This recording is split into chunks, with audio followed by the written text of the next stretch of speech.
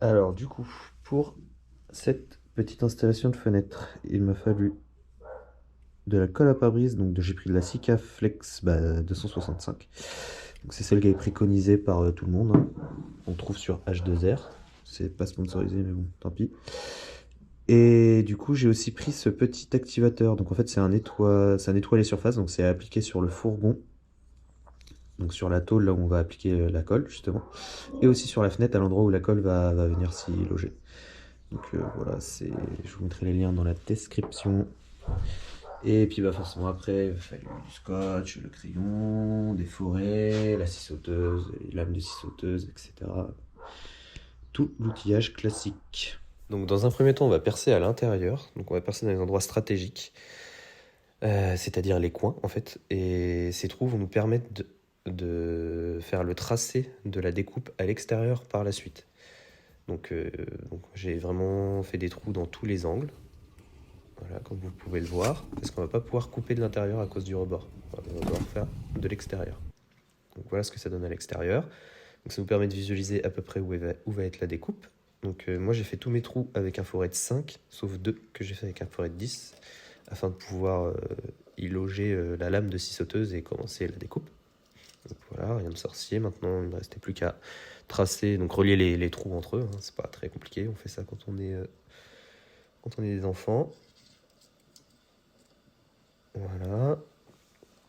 Hop. Ensuite, pour les angles, j'ai fait à main levée, un peu en visualisant la forme qu'il y avait à l'intérieur.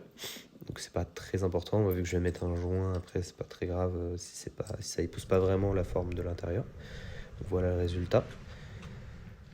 Alors le petit POC que vous voyez sur la carrosserie, en fait je l'ai fait volontairement pour pouvoir mesurer de l'intérieur en fait à l'endroit où allait être ma découpe. Si je faisais mes trous là où j'ai fait mes trous. Donc je voulais vraiment être sûr de ne pas découper trop, etc. Donc j'ai fait ce petit POC pour pouvoir prendre la mesure à l'intérieur et la reporter à l'extérieur et être sûr de mes découpes.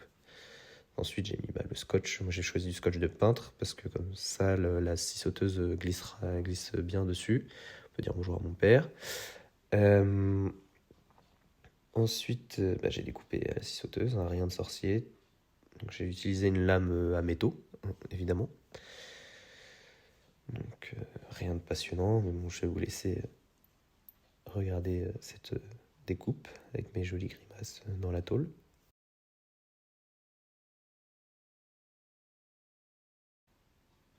Voilà. Donc j'ai décidé moi de faire de bas en haut. Je trouvais ça plus pratique. Enfin, c'est plus logique en fait pour moi, parce que le haut tient.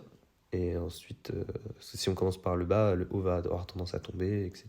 Ça peut être une galère. Donc je vous conseille de commencer par en bas.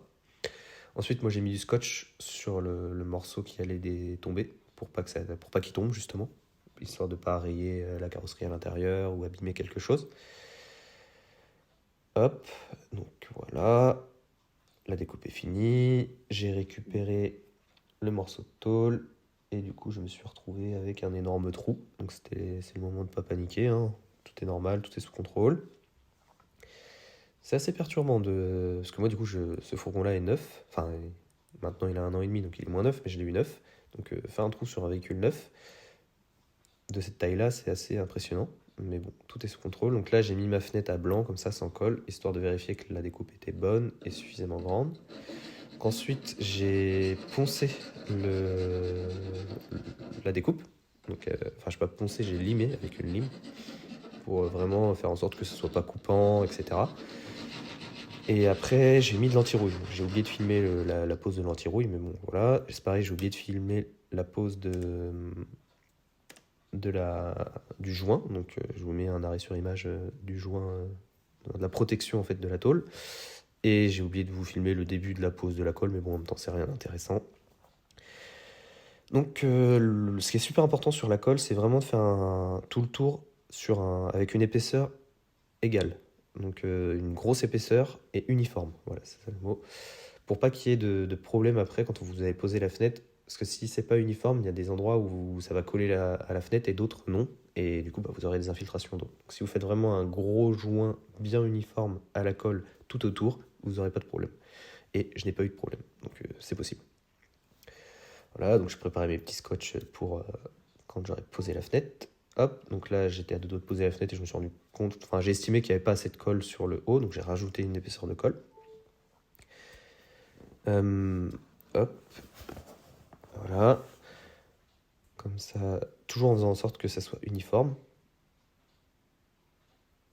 Et hop, j'ai posé ma fenêtre. Donc là j'ai eu un premier petit souci, c'est qu'avec le joint, en fait, la protection que j'ai mis sur la tôle, j'arrivais pas à plaquer la fenêtre assez. Donc je vous expliquerai plus tard dans la vidéo, mais en gros, la fenêtre n'était pas assez collée à mon goût. Donc du coup, j'ai retiré le joint en catastrophe, mais bon, je vous expliquerai ça plus tard. Et voilà, donc là, je fais des petits mouvements de va-et-vient vers le haut et le bas, histoire d'étaler la colle sur la fenêtre. Hop. Et ensuite, j'ai donc enlevé le surplus de colle qui s'était glissé en fait à l'endroit des goulottes pour l'évacuation de l'eau par la fenêtre. Pareil, ça je vous l'expliquer aussi plus tard dans la vidéo. Donc, je vous laisse voir comment j'ai fait. Donc j'ai pris un petit tournevis plat avec un chiffon et j'ai enlevé la colle qui s'était mis là où je voulais pas qu'elle se mette. Voilà. Hop. Donc après j'ai fait mon petit maniaque à essuyer la fenêtre parce que c'est important. Donc voilà. Nuit de séchage, ça n'a pas bougé.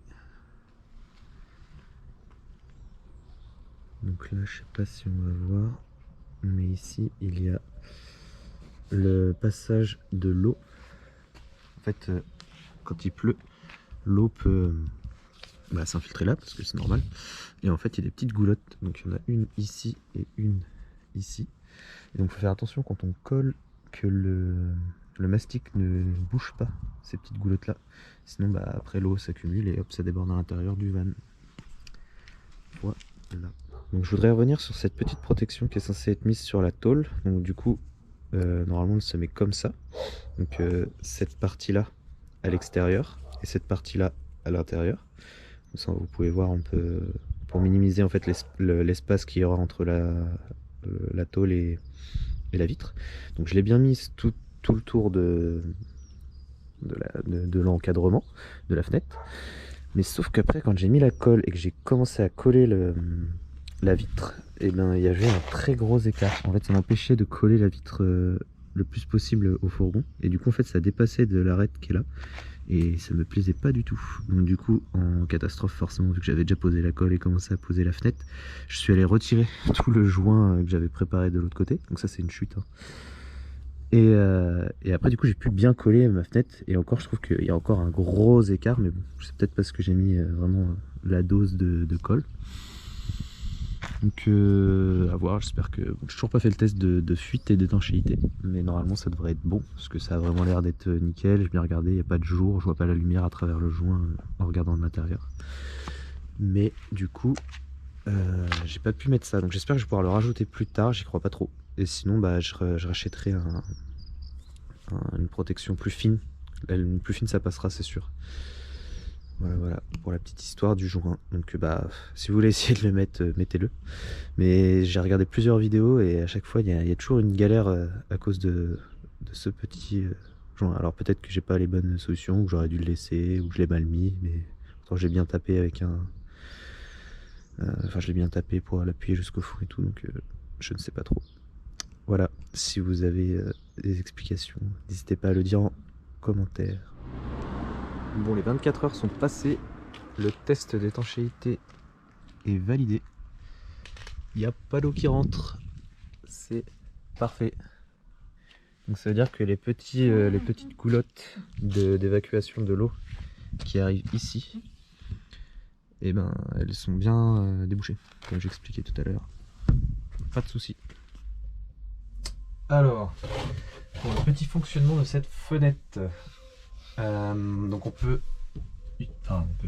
doit appuyer sur ce petit bouton là et ensuite tirer vers la gauche. Et ce qui est intéressant en fait, c'est vous voyez sur le normal, mais là il y a des petits crans d'arrêt et hop, là il y a un cran d'arrêt pour une position très courte. On peut vraiment juste passer au bout des doigts. Donc vous n'allez sûrement pas voir à l'écran en fait, parce que j'ai mal cadré, je pense. Ah non, c'est bon. Hop, donc là c'est une sécurité, on peut partir la journée et laisser ça tranquille s'il fait beau et qu'il pleut pas, voilà, enfin bref. Donc ça c'est plutôt cool. Après la position c'est pour hop, la moitié, enfin à peine la moitié. Et après la dernière position c'est pour en entier. Je suis vraiment content du rendu et de la qualité de cette petite fenêtre. Donc ça a vraiment solide. Le joint là pour le joint qui est là est très très bonne qualité. Il y a aussi une brosse là le long de la vitre à l'intérieur qui fait vraiment une bonne étanchéité. Il n'y a vraiment pas d'air et pas d'eau qui peuvent rentrer avec un bon joint en plastique là, en silicone.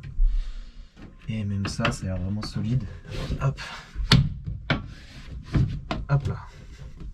Non, vraiment c'est de la bonne qualité. Et donc c'est en verre, pour ceux qui se posent la question, mais bon, c'est écrit dans la fiche technique. Donc c'est du verre, donc c'est pas mal.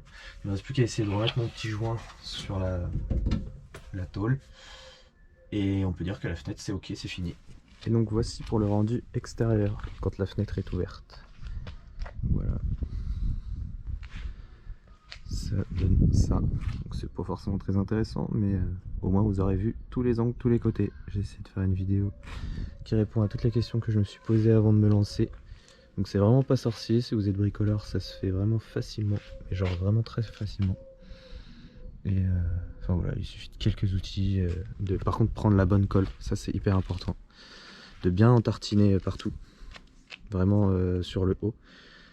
Important d'en mettre une bonne couche, que ça fasse vraiment, qu'en gros il n'y ait pas et uniforme la couche, qu'il n'y ait pas d'endroit où ça s'est plaqué et pas d'autre, pour pas qu'il y ait d'infiltration d'eau. Donc du coup moi c'est bon, ça a été nickel. Et voilà, bah, n'hésitez pas à me donner vos avis, à vous abonner et voilà, mettez un petit j'aime si ça vous a aidé. Voilà, bonne journée.